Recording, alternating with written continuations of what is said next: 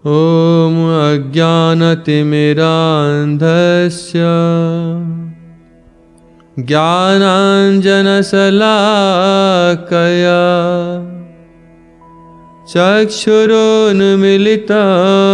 येन तस्मै श्रीगुरवे नमः। गुरवे गौरचन्द्राय राधिकायैस्तदालये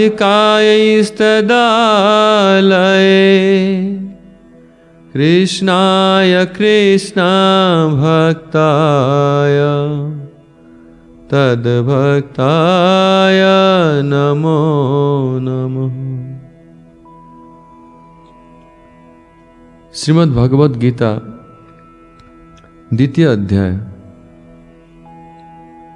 हम लोग श्रवण किया था किस प्रकार अर्जुन जब युद्ध क्षेत्र में आ गए और भगवान ने उनके रथ को दो सेनाओं के बीच में स्थापित कर दिया, तो अर्जुन दूसरे पक्ष में जब देखने लगे कि उनके गुरुजन लोग विद्यमान हैं, सब प्रकार के गुरुजन हैं, जो कभी कोई मामा है, कोई ससुर है आदि, कोई राजा है, ये सब गुरुजन हैं, ये सब गुरुजन विद्यमान हैं। और उनमें भी भीष्म पितामह गुरु द्रोणाचार्य आदि विद्यमान है। तब अर्जुन कहने लगे कि हे कृष्ण, गुरुर्न हत्वा हि महानुभावान् श्रेय भोक्तुम भक्ष्यमपीह लोके हत्वार्थ कामांस्तु गुरुर्निहैव भुंजीय भोगान रुधिर प्रदिग्धान।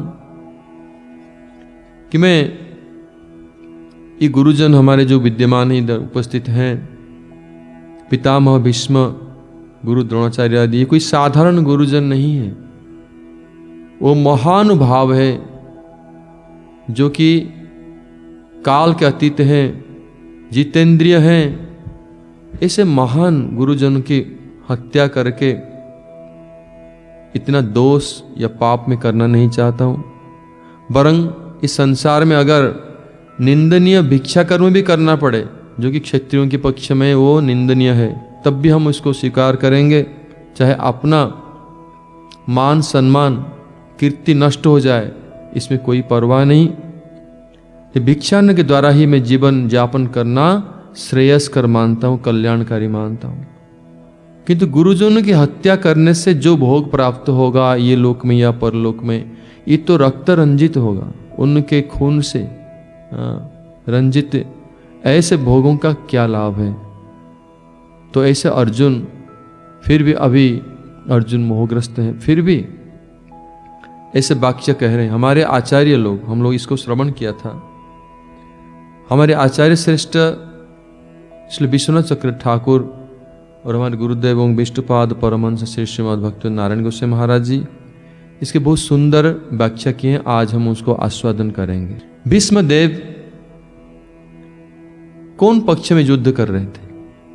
भीष्मदेव तो कौरव के पक्ष में थे, जो कि अधर्म की पक्ष है, और यहां पांडव लोग धर्म की मूर्ति हैं।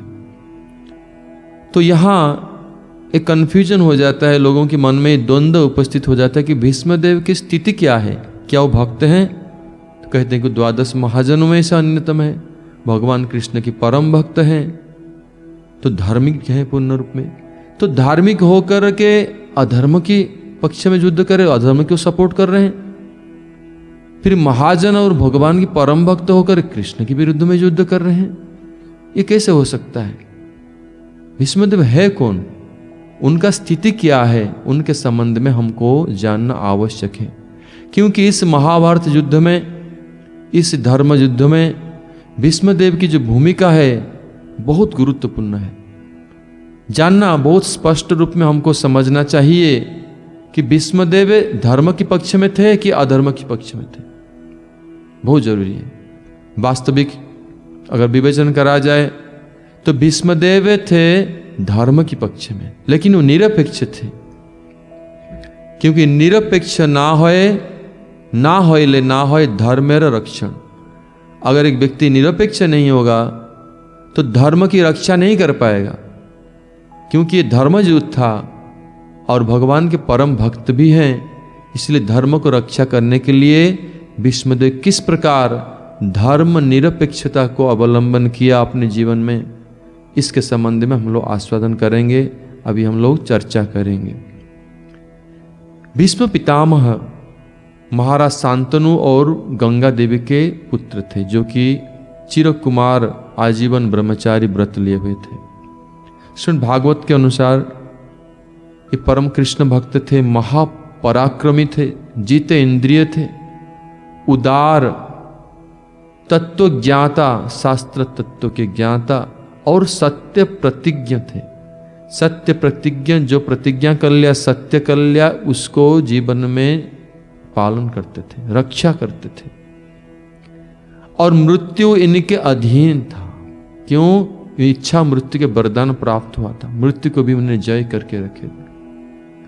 और 12 भगवत भक्त महाजन, जो भगवान के परम भक्त हैं, 12 भक्त हैं जो कि भक्त महाजनों में गिनती होता है, और भीष्मदेव उनमें से अन्यतम थे। भागवत 6 स्कंद 3 अध्याय 20 नंबर श्लोक में ये उक्ति है। स्वयं धर्मराज यमराज की उक्ति है। स्वयंभु नारद शंभु कुमार कपिल मनु प्रहलाद जनक भीष्म बलिर बयास की बयम। जिस प्रकार ब्रह्मा जी, नारद जी, शंकर जी, भगवान कपिल देव, वैवस्वत मनु, प्रहलाद जी महाराज, जनक महाराज, भीष्मदेव, बयासकी, सुखदेव गोस्वामी, बड़ी महाराज और यमराज स्वयं। तो भीष्मदेव 12 महाजनों में से अन्यतम थे, कोई साधारण नहीं थे। वो जगत के गुरु थे। उनके हर आदर्श गुरु के भांति अनुसरणीय है। तो उनको वो कभी गलती कर ही नहीं सकते। इसीलिए हमको ये गलतफहमी को दूर करने के लिए गुरु वर्गों ने बहुत सुंदर रूप में इसको व्याख्या किया है। यद्यपि तत्ववेत्ता जगत गुरु भीष्म और द्रोणाचार्य आदि ये गुरु जन की श्रेणी में है, लेकिन देखने के लिए कौरव लोग के साथ मिले हुए थे और कृष्ण के परम भक्त पांडवों के विरुद्ध युद्ध कर रहे थे। ये ऐसा क्यों किया? जैसा भी हो, जो कुछ भी किया, उन्होंने सदा सर्वदा कृष्ण के प्रीति विधान किया। भगवान कृष्ण के प्रसन्नता करना ही, प्रीति करना ही भक्ति है। इसलिए भीष्म देव की जो कार्य है सब भक्ति के पर्याय में अंतर्भुक्त है, भक्ति को छोड़कर दूसरा नहीं है। कैसे है उसको समझना होगा। इनके जीवन के जो मुख्य जो कैरेक्टरिस्टिक है, गुण है, हम देखते हैं कि भगवान कृष्ण की प्रीति संपादन करने के लिए कुछ भी करने के लिए तैयार हैं, कुछ भी कर सकते हैं। और कृष्ण की प्रसन्नता के लिए कृष्ण अर्थ है अखिल चेष्टा। और ये भीष्मदेव जैसे प्रहलाद महाराज, उसी प्रकार ये ज्ञानी भक्तों में अंतर्भुक्त थे। और प्रहलाद महाराज से भी और श्रेष्ठ थे, क्योंकि रसिक भी थे। और कैसे हम लोग इसको विवेचन करेंगे, गुरुदेव ने जैसे बतलाया। यद्यपि वो युधिष्ठिर महाराज को महाभारत में ऐसे देखने को मिलता है, उन युधिष्ठिर महाराज को उन्होंने कहा है कि हे युधिष्ठिर, मैं क्या करूं? मैं कौरवों के अर्थ के द्वारा आबद्ध हूं, अर्थात उनके अर्थ के परतंत्र हूं, अर्थ के अधीन हूं। इसलिए अत इच्छा नहीं रहने पर भी ये कौरवों के पक्ष में मैं युद्ध कर रहा हूं, उसके लिए बाध्य हूं। परंतु मैं तुम लोग को वरदान देता हूं कि तुम लोग की विजय हो, ये आशीर्वाद मैं देता हूं। यद्यपि भीष्मदेव, पितामह भीष्म जी की ये जो उक्ति है, ये लगता है जैसे कि वो अर्थ लोलुप है, अर्थ के अधीन है, पराधीन है। ये बाह्य दृष्टि से है, लेकिन वास्तव में ऐसे वो थे नहीं। वो किसके अधीन में नहीं थे, ना वो अर्थ लोलुप थे, ये तो परे थे, जितेंद्रिय थे और परम स्वतंत्र भी थे। उनका ये अंतर में है और बाह्य दृष्टि से ही दिखता है ऐसे। अर्जुन, यहां जो उक्ति उन्होंने अर्जुन ने कहा, गुरु न हत्वा ही महानुभावन हम इसको विवेचन करते हैं आचार्य श्री विश्वनाथ चक्रवर्ती ठाकुर ने क्या इसमें अर्थ किया है। महानुभावन, अर्जुन के जिह्वा में शुद्धा सरस्वती देवी विद्यमान होकर ये शब्द को उनसे कहलवाया है। और वो है महानुभावन, गुरु नहत्वा ही महानुभावन। ये व्याकरण दृष्टि से इसलिए विश्वनाथ चक्रवर्ती ठाकुर उसको अर्थ करते हैं बहुत सुंदर रूप में। अगर ही महानुभावन, ये दो अलग अलग शब्द है, इसको अगर एक पद कर दिया जाए ही महानुभावन, तो क्या अर्थ होगा। हिम, हिम अर्थात जड़ता, बर्फ को हिम कहते हैं। तो ही महा माने जो वस्तु या जो ये जड़ता को विनाश करने में समर्थ है, क्या है, न सूर्य या अग्नि। इस सूर्य या अग्नि जड़ता को विनाश कर सकता है। अनुभावन माने, अनुभव माने सामर्थ्य। अतः सूर्य और अग्नि जैसे सब प्रकार जड़ता को विनाश करने में समर्थवान है, ऐसे ही तेजस्वी पुरुष भीष्मदेव सब प्रकार के जड़ता को नष्ट करने में समर्थवान है, अर्थात वो तेजियान पुरुष हैं। और इस शब्द का अर्थ, इसका जो रूट है, मूल है श्रीमद् भागवत में, इसलिए सुखदेव गोस्वामी ने भी कहा है, ऐसे ही उक्ति कहा है।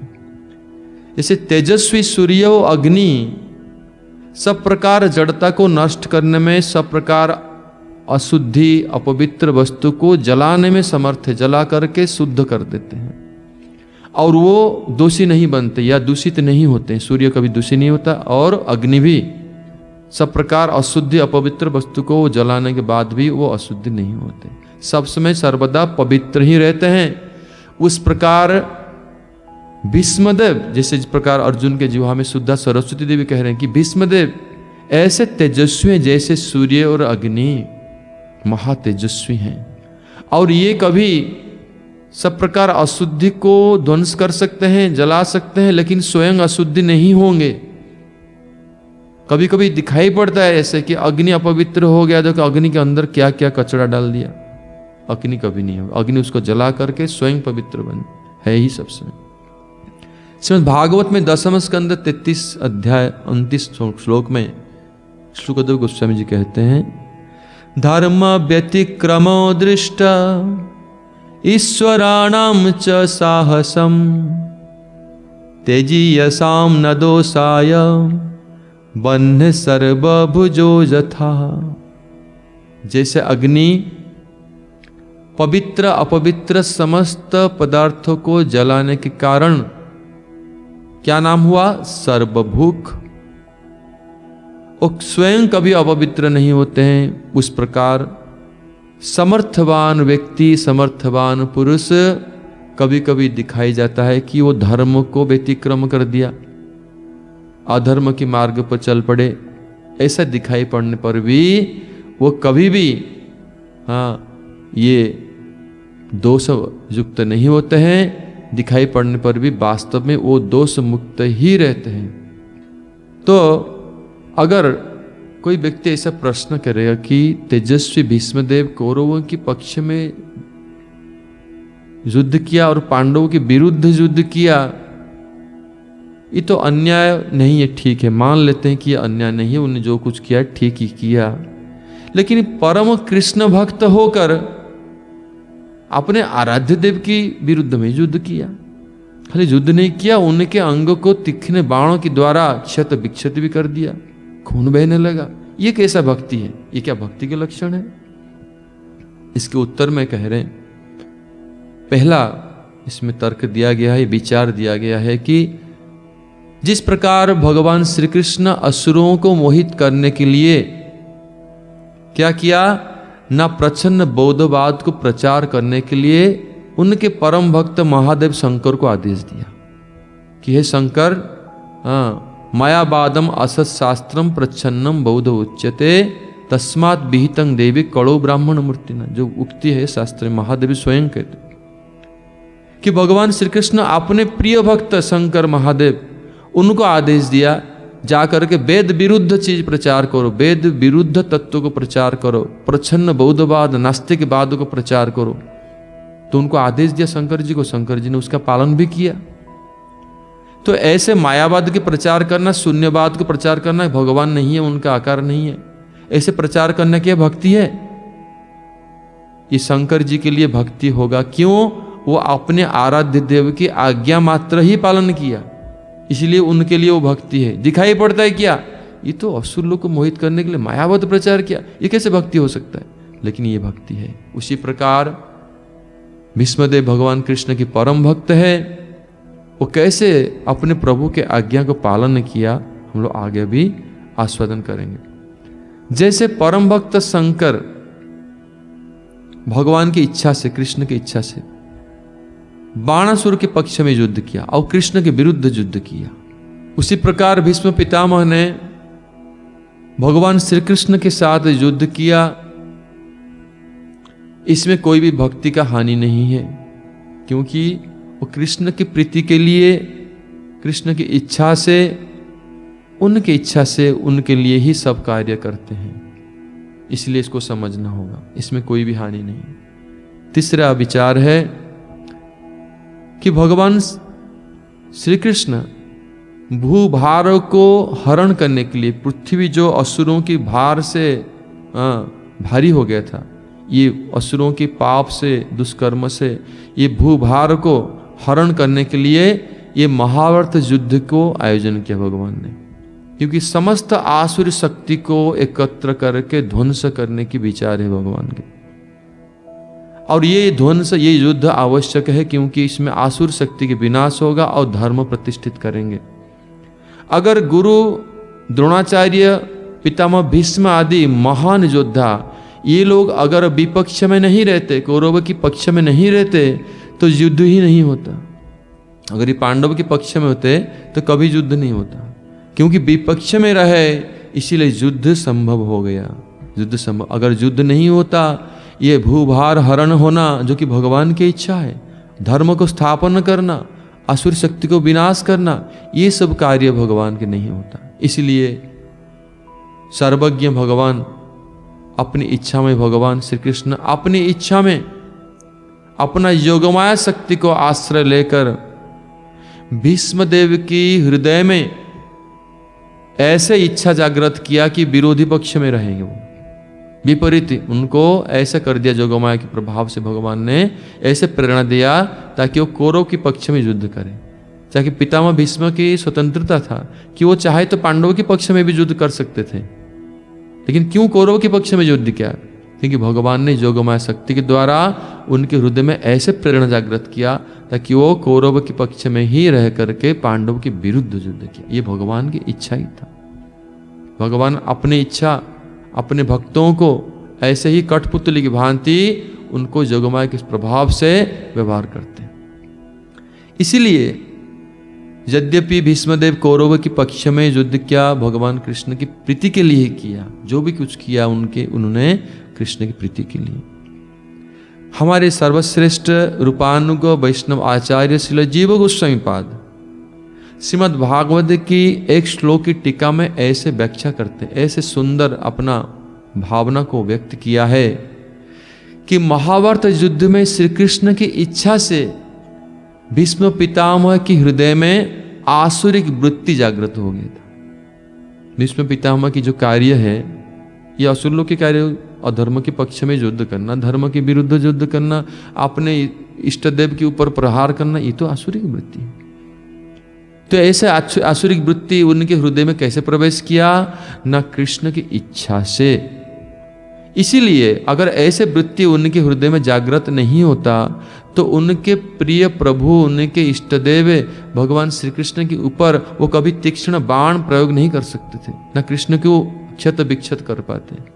ऐसे कर पाए क्योंकि कृष्ण की इच्छा से उनके हृदय में ऐसे आसुरिक वृत्ति प्रवेश किया था। हाँ, नहीं तो भीष्म जैसे इतना उच्च उन्नत भक्त, ऐसे शुद्ध भक्तों के हृदय में ऐसे भाव आना व ऐसे कार्य करना असंभव था।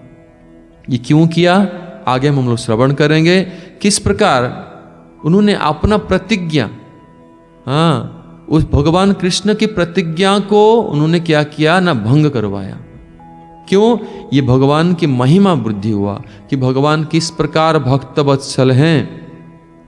भक्त की अपना मान टले टल जाए पर हाँ, भक्त का मान ना टलते देखा। भगवान कृष्ण भक्त वत्सल हैं, अपना मान अपना प्रतिज्ञा को किस प्रकार भंग कर सकते हैं, अपने भक्त की मान और प्रतिज्ञा को रक्षा करने के लिए, ये कृष्ण की महिमा को बढ़ाने के लिए ये लीला हुआ था। पांचवा विचार है कि परम भक्त भीष्म पितामह ये साधारण भक्तों को, साधारण भक्त साधक भक्तों को दिखा रहे हैं, देखो तुम लोग सतर्क रहो। मेरे जैसे भक्त दुर्योधन आदि विषय लोगों का अन्न जल खाने के कारण, भोजन करने के कारण मेरा बुद्धि कैसे विकृत हो गया, तो तुम लोग को क्या होगा। इसलिए विषय अन्न खाइले मणि न है मन। विषय लोगों की अन्न जल को भोजन करने से, ग्रहण करने से चेतना बुद्धि विवेक नष्ट हो जाएगा। ये दिखाने के लिए वो दिखा रहे हैं कि देखो मेरा विवेक कैसे नष्ट हो गया, क्यों, मैं विषय लोग का अन्न खाया। ये दिखाने के लिए उन्होंने ऐसे ही उन्होंने लीला किया था। कौरव के पक्ष में रह करके उन्होंने पांडव के विरुद्ध युद्ध किया था। छठा नंबर की जो विचार दिया गया आचार्य लोग दिया है, जैसे भगवान नारायण वैकुंठ में, उनके हृदय में युद्ध करने की इच्छा जागृत हो गया।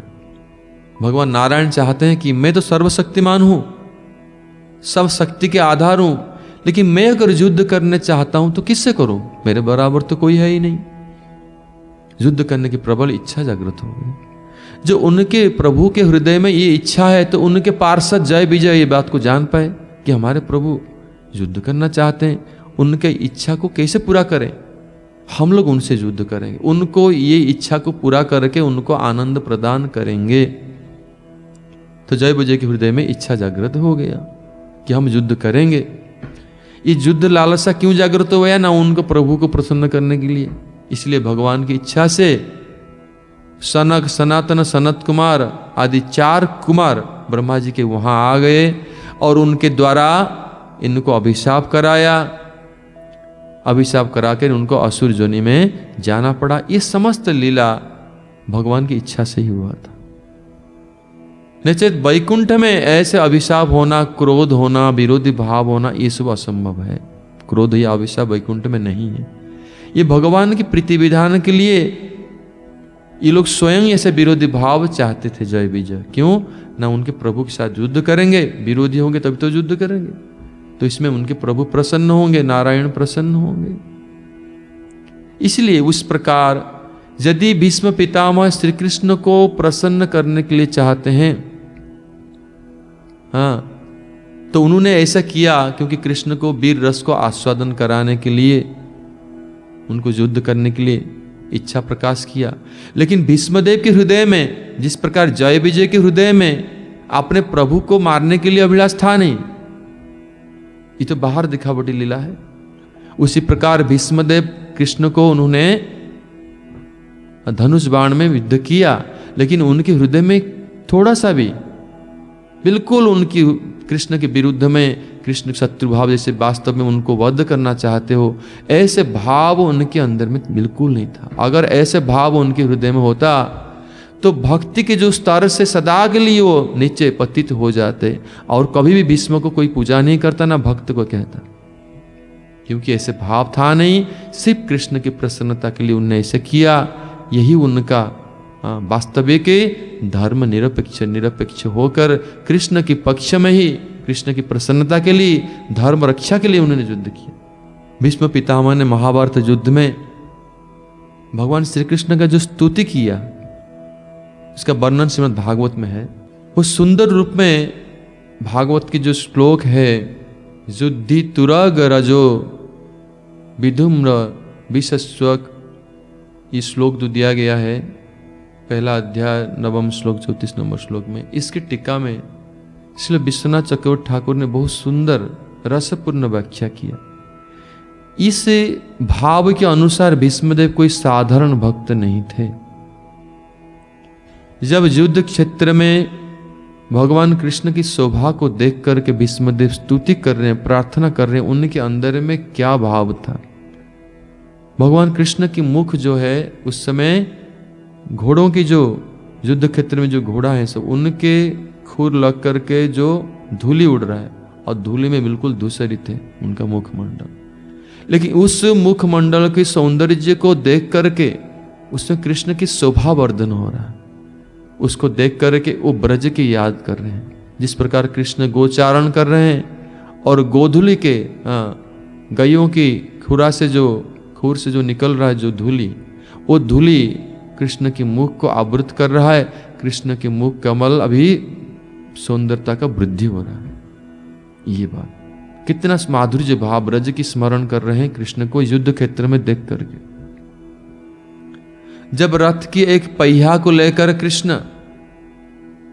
अपने अस्त व्यस्त केस को ऐसा उनका बिखरे हुए बाल है और ऐसे ही एक पहिया को लेकर के रथ के भीष्म की तरफ मारने के लिए दौड़ रहे हैं। उससे वो क्या सोच रहे हैं, मानो कि वो जिस प्रकार बछड़े लोग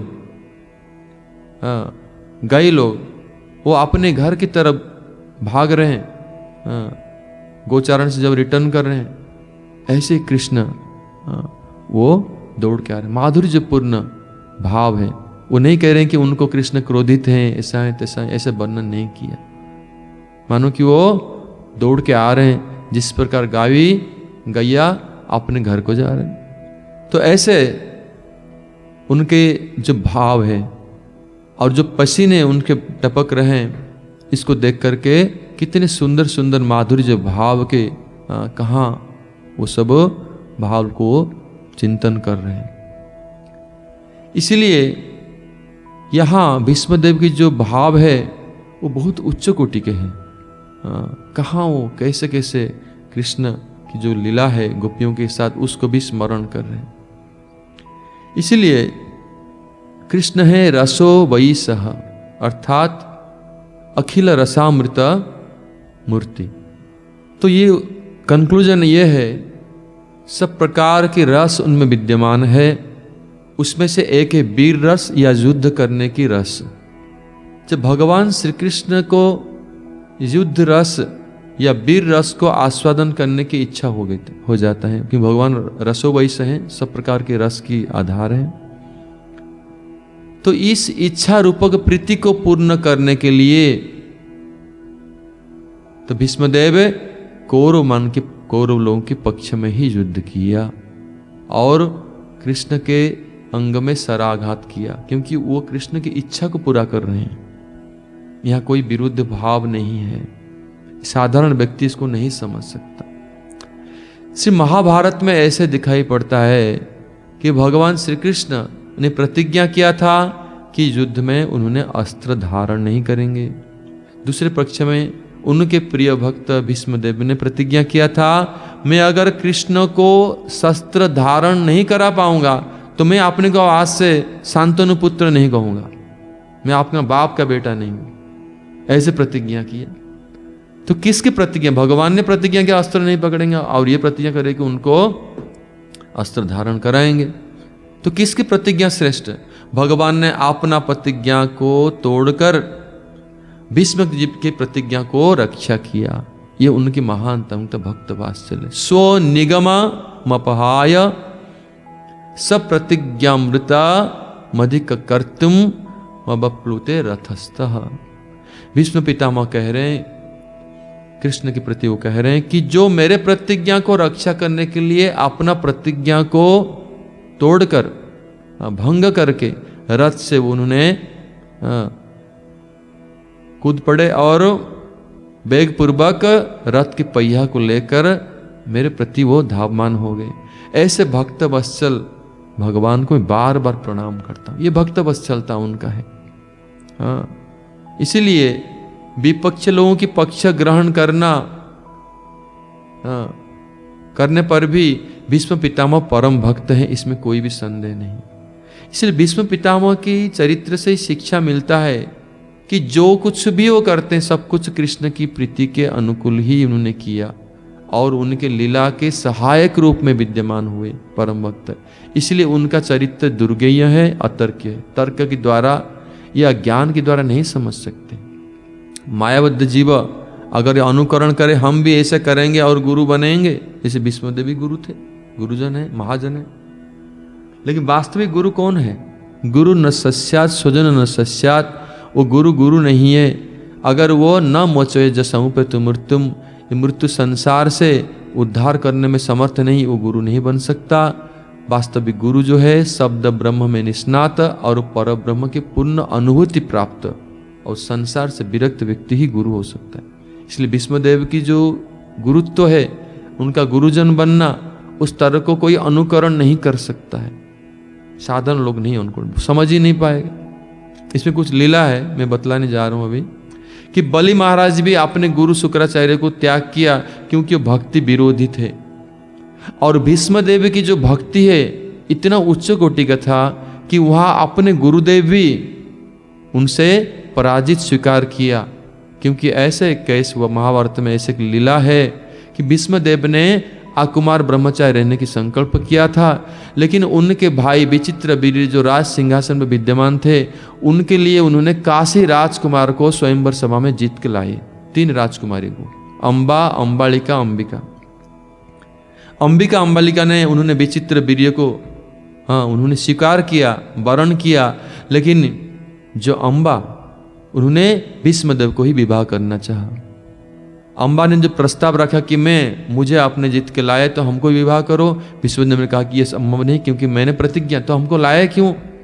तो अंबा क्रोधित होकर के भीष्मदेव के जो गुरु हैं परशुराम, भगवान परशुराम भगवान के अवतार हैं, उनके पास जाकर पहुंची अंबा और ये निवेदन किया कि आपकी शिष्य ने हमारे साथ ऐसा अन्याय किया, हमको स्वयंवर से जीत के लाए लेकिन हमको विवाह नहीं कर रहे। तो परशुराम जी ने आकर के भीष्मदेव को बोले कि हे भीष्म, तुमको 2 ही विकल्प है, तो मेरे साथ युद्ध करो, नहीं तो तुम इनको स्वीकार करो, विवाह करो। भीष्म ने बोले कि गुरुदेव मैं प्रतिज्ञाबद्ध हूं, तो मैं विवाह नहीं कर सकता। कि भीष्मदेव क्यों विवाह नहीं कर सकते? क्योंकि अपना प्रतिज्ञा किया, गुरुदेव की आज्ञा। क्यों गुरुदेव से युद्ध करना पसंद किया? क्योंकि उनका जो चीर कुमार प्रतिज्ञा करना ये भगवान की इच्छा से था, भगवान की प्रसन्नता के लिए। इसलिए उससे वो बिल्कुल विच्युत नहीं हुए, गुरुदेव के साथ युद्ध करने के लिए तैयार हुए। तो ये बात को जब परशुराम जी जान गए कि भीष्मदेव सब जो कुछ कर रहे हैं कृष्ण की प्रसन्नता के लिए, वो भगवान स्वयं है, इस फिर भी अपना पराजय को स्वीकार किया। युद्ध में वो स्वयं पराजय स्वीकार करके भीष्मदेव को विजयी कराया, क्योंकि भीष्मदेव के समस्त कार्य कृष्ण की प्रसन्नता के लिए था। इसीलिए ये सब हम लोग श्रवण करके ये समझ पाते हैं कि किस प्रकार भीष्म पितामह ही महानुभावान, ऐसे तेजियान महापुरुष हैं। लगता है बाह्यत की धर्म को व्यतिक्रम कर रहे हैं, लेकिन वास्तव में धर्म को व्यतिक्रम नहीं किया, उल्लंघन नहीं किया, अपितु वो धर्म को स्थापन करने के लिए, भगवान की प्रसन्नता के लिए, धर्म को मर्यादा रक्षा करने के लिए धर्म निरपेक्षता को ग्रहण किया, धर्म के पक्ष में रहे, कृष्ण की प्रसन्नता के लिए रहे। यही भीष्मदेव के आदर्श है।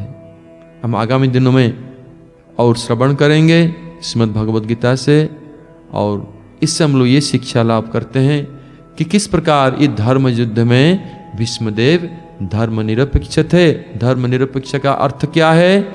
न धर्म का ही पक्ष लेना है, निरपेक्ष होकर, यही उसके वास्तविक अर्थ है। मैंने इन शब्दों के साथ मैं अपने वक्तव्य को यहीं पे विराम देता हूँ। जय ग्रंथराज श्रीमद् भगवद गीता की जय। जय कृष्णचंद्र भगवान की जय। रूपानुग आचार्य शिल गुरुदेव की जय। रूपानुग गौड़ीय गुरुवर्ग की जय। समागत भक्त वृंद की जय।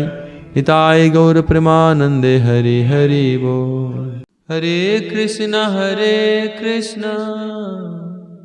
कृष्ण कृष्ण हरे हरे, हरे राम